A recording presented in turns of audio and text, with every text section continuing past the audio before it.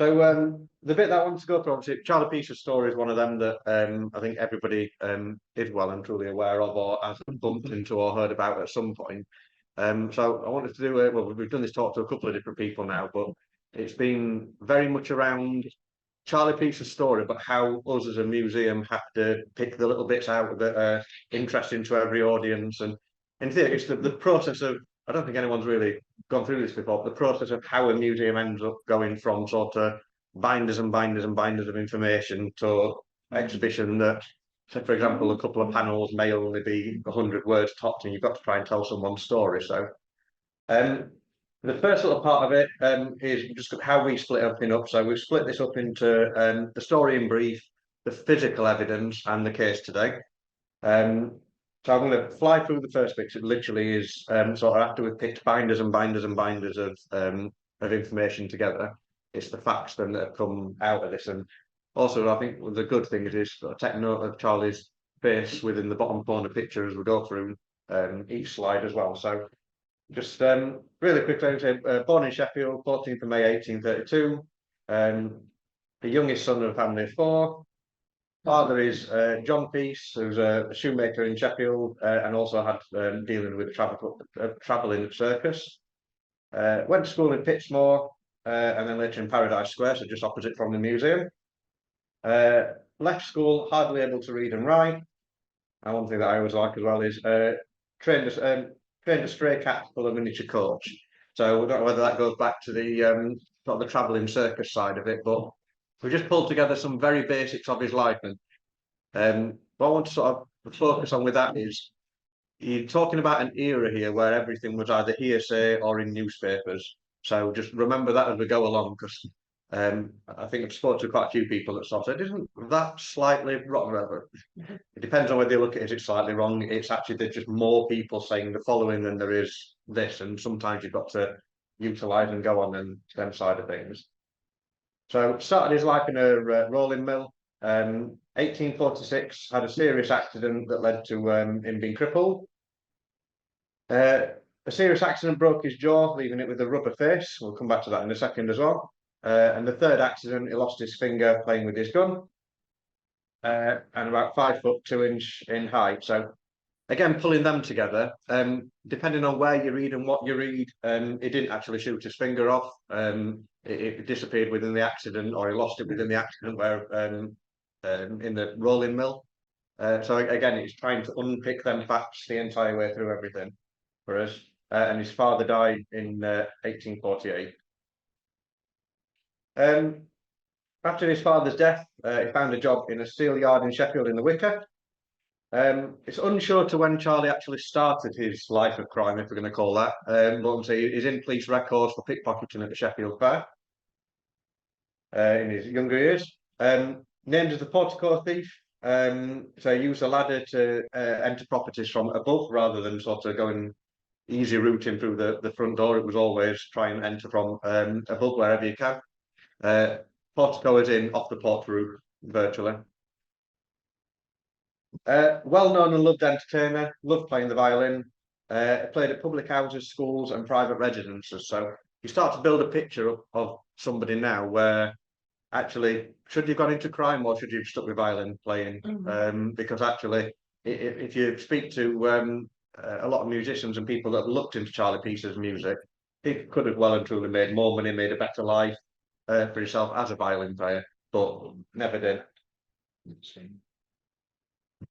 His first court appearance was in Sheffield in 1851, and this was for burglary. This is for 1 month's imprisonment. October 1854, Charlie was charged again for burglary with his sister and another woman for 4 years hard labour. Now, again, when you start looking through some of the facts and then some of the actual newspaper articles or anything where Charlie's been around or Charlie's back out again or anything like that, you start to add up the little bits, like, for example, 1854 and 4 years hard labour. Technically, you should be back. You shouldn't see him again for 4 years because he's actually in prison doing hard labour. So there's little parts of the story to pick like that. And I think one cool part of the story from our point of view is this is the first part you see newspapers starting to make Charlie Peace a legend, let's call him for this purpose, from the fact of and his sister and another woman rather than and named person, unnamed person. It starts to focus on, oh, it's Charlie and and others, so to speak. Charlie married his wife, Miss Hannah Ward, in 1859, but Charlie Peace couldn't settle.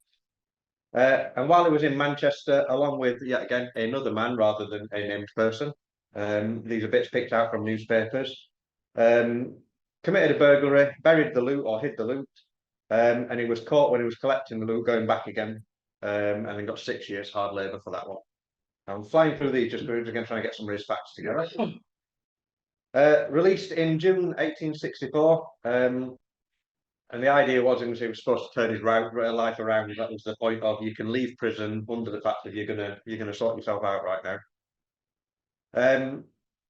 Charlie returned to Worktop, where he purchased a new shop and then tried to get another shop in the more higher class West Street area of Sheffield for his picture framing business. So I think it's the National Portrait Gallery, and I know Sheffield museums do as well. But there's quite a few really good pieces of art that's actually are marked on the back as framed by Charlie Peace as well. So again, a lot of people spent their life making money in picture framing. You've got multiple options here for Charlie. He's still working side his picture framing, his violining, but still decided to go down the criminal side of things. Peace then moved to Manchester and became ill. And then he was caught burglaring again in Manchester after he moved to Manchester and got 7 years hard labour for that one. While in prison at Wakefield, he attempted to escape through the doctor's house, found hiding in the wardrobe. And then he was moved to solitary confinement and attempted to commit suicide at that point as well. Released again in August 1872 on ticket leave. So ticket leave is for all, so to speak. It literally is like a passport. You would have to go back to a police station, get your stamps, getting marked. The fact that you can be released this time. We released you last time with the view of you're going to turn your life around. So we're going to put you officially on ticket leave this time. That it is literally get signed off. We know you're not moving around. We know exactly where you are. We know what you're doing. When back in Sheffield, Peace continued to make picture frames, and in 1875 he moved to Darnall next to Mr. and Mrs. Dyson. So again, lots been done by the Dyson family over the years, and I think Mike Dyson as well, and JP Dean in times sort of previously wrote books and things on this. They're all, again, I think everyone has just a very slightly different story to tell, and again now it may be another variation of the story again. Over time, Peace fell in love with Mrs. Dyson. Again, you're going back to the known for not being able to settle.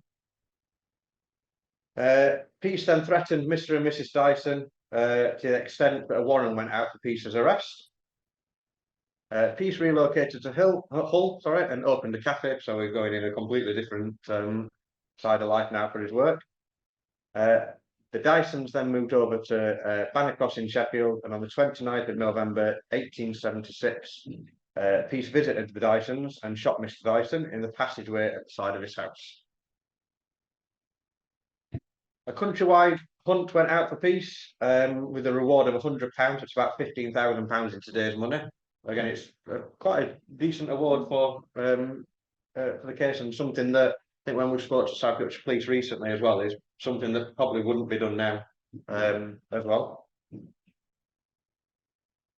His new life in London saw him living in Lambeth and Peckham, where he lived as a very respectable man with his wife and his mistress. Quite open about that as well. So I'm living in, I've got a good life now, but I'm living with my wife and my mistress, and quite open about it. Becoming a nice, decent, happy man now. So he's a church warden as well by day, but then a burglar by night. So still not able to settle as a gentleman. Peace is now believed to be armed as well with a modern revolver of an American style. And then on the 17th of November 1878, Police Constable Robinson came up against Peace in a burglary. Shots were fired at Robinson, and the burglar was caught and taken to the station. So again, we're just pulling quite a sort of quick fire facts out as well.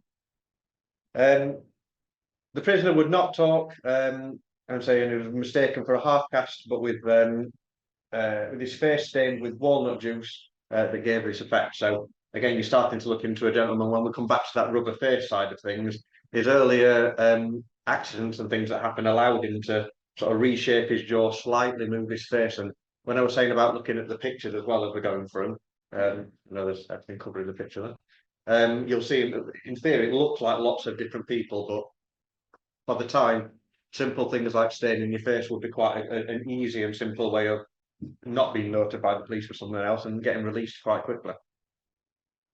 Gave the name as John Ward from America. And after a fortnight's investigation, it was found that Ward was actually named Johnson. And in fact, Johnson was actually Charlie Peace from Sheffield. So we've got sort of a person on top of a person on top of a person. And it's something that's noted quite a bit through Charlie Peace's time as well. Peace was then sentenced to the Old Bailey, sentenced for life of hard labour. Steps were taken to bring Peace back to Sheffield again. And then Peace was placed on a train transported back to Sheffield. An attempt was made for Peace to escape. So it literally was I need to go to the loo, jump out of the train, try and run off. Peace was seriously injured. His thought brought forward, and they literally, instead of taking everything through the proper justice system, it was charged in the corridor of the police station. It was actually, look, you've got away multiple times now. There's all these different looks that you so if we let you go now, we probably never find you again. Committed to a full trial in Leeds, found guilty, and then executed in Armagnac on the 25th of February 1879. So that's very quickly. Charlie Peace's. I'm sorry for firing through that quickly. There's quite a bit to look at. But that's Charlie Peace's sort of birth to end, but it is actually that everything. So about to be hung, Peace confessed to another murder. The murder of PC Cook, sorry. I said that then. Slip up.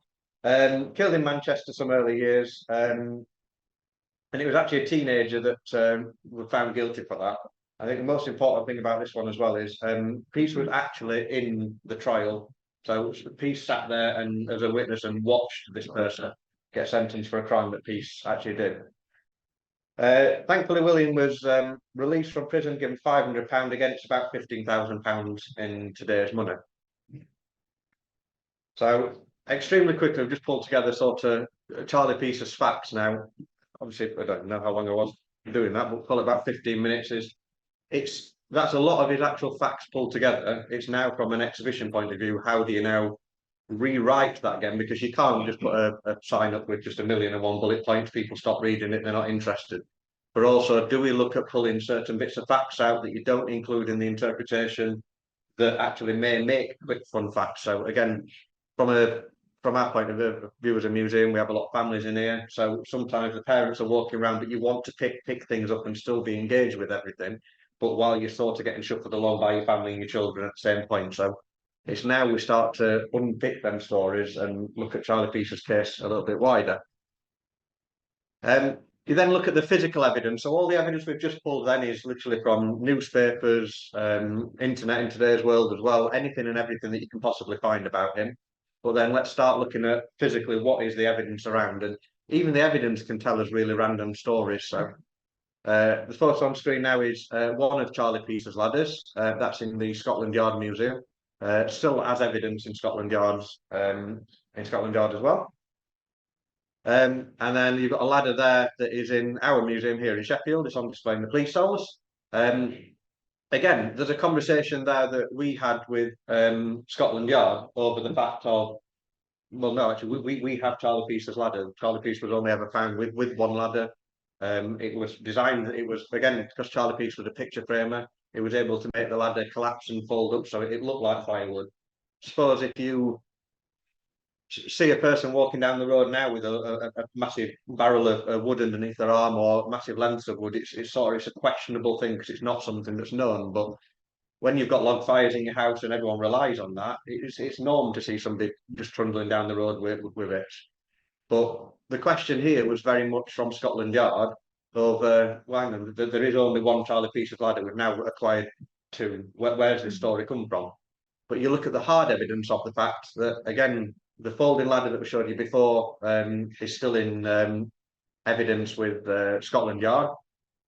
the ladder we've got there is still in evidence with South Yorkshire Police. It was physically taken off a Charlie piece when he was in Sheffield. So you've got to start looking at actually, okay, then which ladder did he use, or did he make multiple ladders for different things?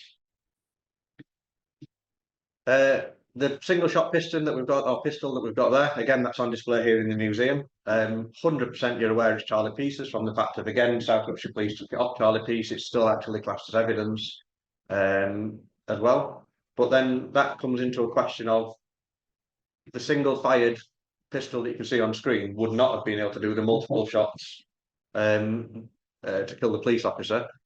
But actually, was there another gun that's never been found because there's the reports of the American-style revolver that were earlier on as well. So actually, is some of Charlie Peace's evidence still out there somewhere in the world for someone to randomly come across at some point?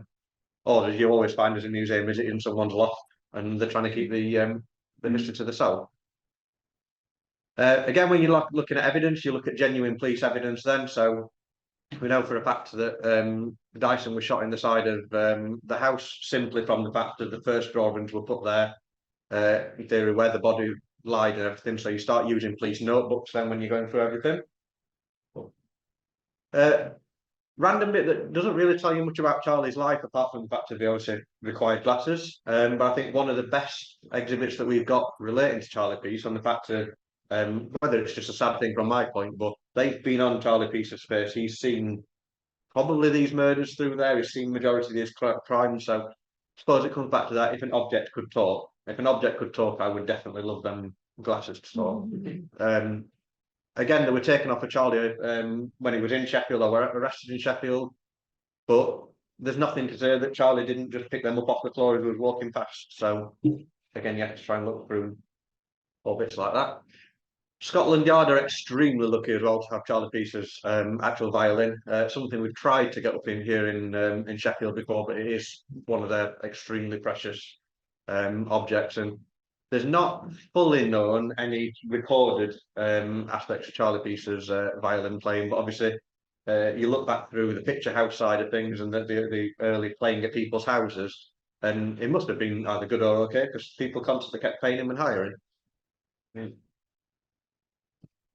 Again, something a bit random as a picture there, but you've got a hangman's box. I suppose it's one thing that it's a nice bit to talk about where it doesn't sound like a nice bit of story, but I think everyone always thinks of noose as just being you tie them sort of 12 times, like you would see it in a sort of cowboy film sort of thing, and then they're thrown over a piece of wood and hung. It's going to sound really gory, but there's a whole science behind hanging people. Majority of the time, you were hanging people in public to prove what was happening. Well, you don't want to hang them too much that the head rips off, because that's not going to make good sort of viewing for people, and we're going to have to clean it up. You also don't want to not hang them enough to the fact that they're sat there kicking and screaming because their neck's not fully broken. So again, when you're saying about this, you literally are talking about the sheer height, the weights of everything, the size of the person, the hangman to work everything out as well. So we've got a set of nooses there from the Scotland Yard Museum as well. And one of the drawings of Charlie Peace being hung. So Charlie wasn't hung publicly in front of thousands of people like many other people were. He were hung at Leeds jail. It's a very, very grainy photo, but it's something that I always think is quite important when you're talking about how, we'll call it, how society has changed. You grab your kids and things now, and it's the Easter holidays right now, so let's go to the cinema, let's go to a museum, let's go out for the day. It was actually something that was put on the thing of, do you want to go to a hanging? There's a hanging today.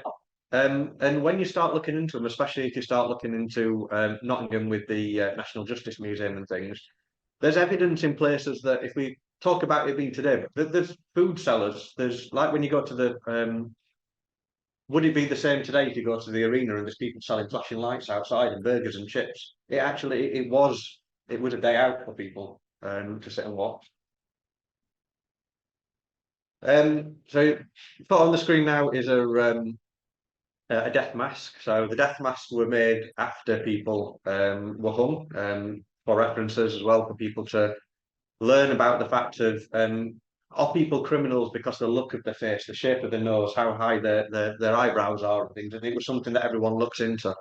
And again, one wasn't, so that's a generic one that's on display here at the museum, but there wasn't ever one made for Charlie Peace, sadly.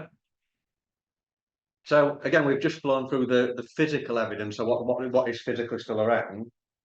But then when we spoke about sort of nitpicking bits from magazines and newspapers and things, the stories that are getting talked about now and the different bits of videos and things that are starting to be made. So I'm just going to play a very short video. I'll skip through it and then I'll explain a little bit more in 2 seconds.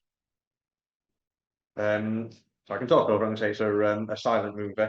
But 1903, one of the very first silent movies that were done, and it was done of Charlie Peace as well. And again, when we talk about sort of history being rewritten, are people going and watching things like this, watching stage shows, theatres, and start learning and saying a different story about Charlie Peace, not making him out to be a different person, but are you starting to make him out as a completely different character? Are you sort of overgoing everything? So again, flicking through, it's quite a longish one, but a lot of these scenes, I'm going to say they've been expanded. They've been things that Charlie Peace's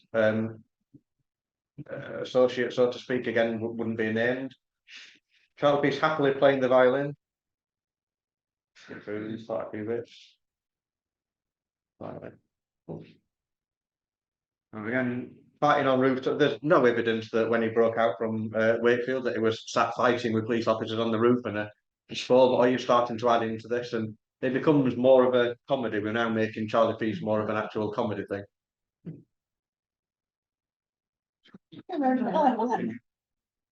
Yeah.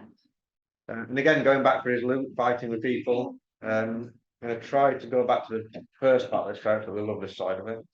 But again, when you talk Charlie being a man of many faces, sorry for jumping around here.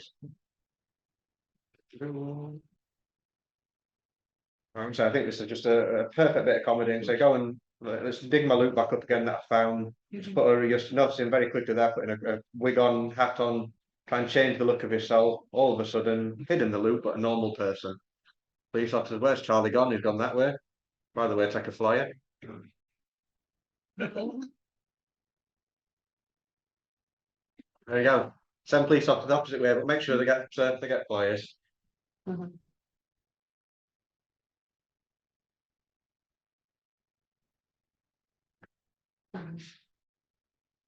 They're gonna skip past that a second. So I would say you can see that video on display, and if anybody ever wants to see a longer version of that, I suppose at another time, I'm more than happy to go through that. And again, at later dates, more films are made, not just one silent movie, but actually make a full focus, an hour and 28 minutes. I think what I like about this one as well is it's registered as PG. So I'm gonna flick through part of this 2 seconds.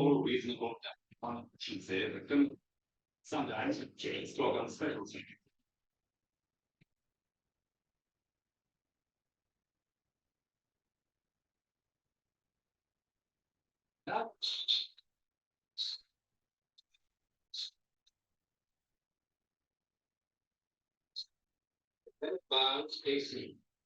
His subject will be the trial of Charles Peace. So Kevin Barnes, AC. We're just gonna skip to certain parts of the trial. Perfect skip time. So people travel from all over the country. I'm just gonna pause it there 2 seconds and just play this little second. But when we say about having to rely on people's stories as well, you're having to rely on witnesses and what they've written down, what they've gone and told the newspapers. So remember, some of the evidence that we use in pulling together a case is from the very people you see on screen now. And to be fair, they've come for a day out.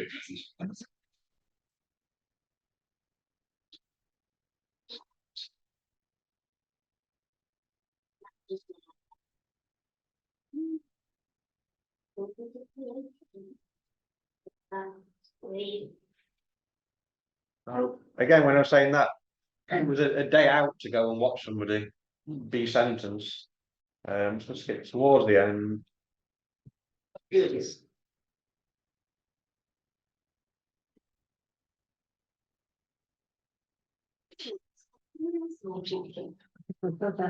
So did Michael's first. I would say I paused it on that thing. So sorry for clicking through that a little bit, but it is we've not got time for an hour and a half film. But again, it's the two people on screen there, I think, are absolutely perfect from the fact of you're creating a museum exhibition trying to tell a true story, but you're having to rely on some of the stories from these. And again, I suppose when you delve into journalism and everything, is a lot of the time people are paying, like the police would put out requests for information, even if it's just £10, for example. We request information. Did anyone actually see Charlie Peace on Fargate, for example, at the following date or following time? We need to know, come forward and tell us so we can use witnesses that we know that he was in Sheffield and we can place him in Sheffield at that time. Offering £10 for people to literally just come and say, yes, I definitely did see him. Yeah, you get the point of, for example, Marjorie down the street said that she actually saw him, and you're talking in a queue in a post office or anything, and actually you can get £10 for going and telling police this, you know. So you can very quickly change the whole course of history, so to speak. Put that picture in literally because it just fits perfect for the stories that you're having to tell, I think. And again, when I said about Charlie Peace being a legend earlier, the two very good photos there are actually waxworks in Madame Tussauds. And I think if you want to speak about how people portrayed Charlie Peace and would you portray him the same way and everything today, Madame Tussauds only ever made, at this point in time, only ever made one waxwork of somebody. It sounds like the royals were never seen twice within Madame Tussauds, but they put Charlie Peace in twice. Why did Charlie Peace become such a character that actually Madame Tussauds decide, now we're not just going to display Charlie Peace in a single exhibition, we're actually going to put him into two exhibitions. And again, so that is a waxwork, they're not moving a very still Charlie. And again, it's Madame Tussauds never loaned things out. Again, they do now, but they never used to do. But Charlie was that well requested by people, they loaned him out to places. And even to the fact of, as I said, made songs about him as well.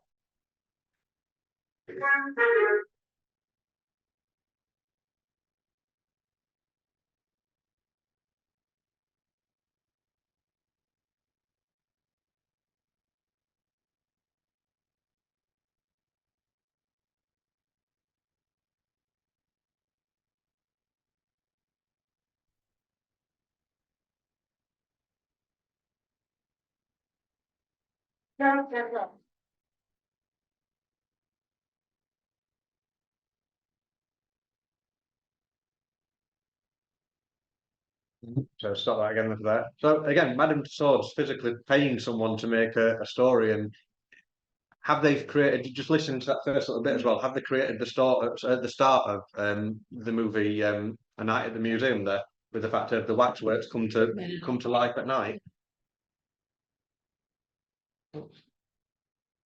Again, is Charlie becoming famous? Let's a one-off magazine for one time only. Let's pop Charlie Peace in there. And then I'll tell you what, let's just make a series of Charlie Peace because actually that was a well-played magazine. So are you now, for the sheer amount of magazines there is, and when you start reading all of the cartoons around Charlie Peace, you start reading to some of them when you've done your history into them and gone, that never happened. I've no idea where that came from. But are people now starting to grow up and tell that story? Again, Charlie Peace was made into a theatre production in Nottingham.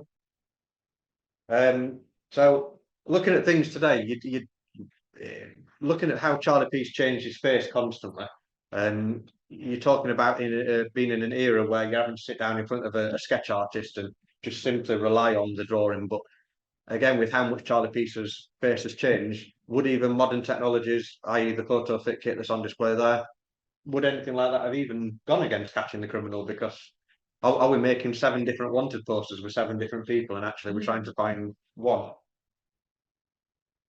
And then again, this is from an exhibition and a museum point of view, and I absolutely adored doing this workshop. But we took the picture there, the black and white photo on the right. We took this into a school. We're talking primary school age children here. Get them all half an hour chatting through some other bits and bobs, but keep remembering this picture that's in the middle of the table. Take it away, go and have dinner, come back after your break. Right, kids, we're going to draw. We're going to put a sketch artist in there. In small groups of people, I literally want you to start telling me just describe that exact photo. I'm not even showing you a person here. we're showing you an actual photo.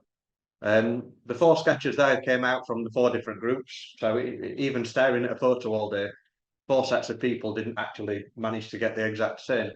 And I don't know whether this was because we were doing it with children or not, but I think the best one came with, I think he had blonde hair. And then one person on the table literally went, "Oh, no, did he have blonde hair? Didn't he? Did he have brown eyes as well?" Like, and just stop you a second, kids. We've just showed you a black and white photo. But it's the imagination. You could have literally come out with, it could have had pink hair or anything. But it comes down to that. And I suppose you have to remember this. If any of us were walking up Fargate and somebody ran out a Costa Coffee, for example, down the road, are you confident enough to literally say exactly what you saw? Because if you're not, probably the best way is, I saw it happen. I'm not going to start describing who that person is.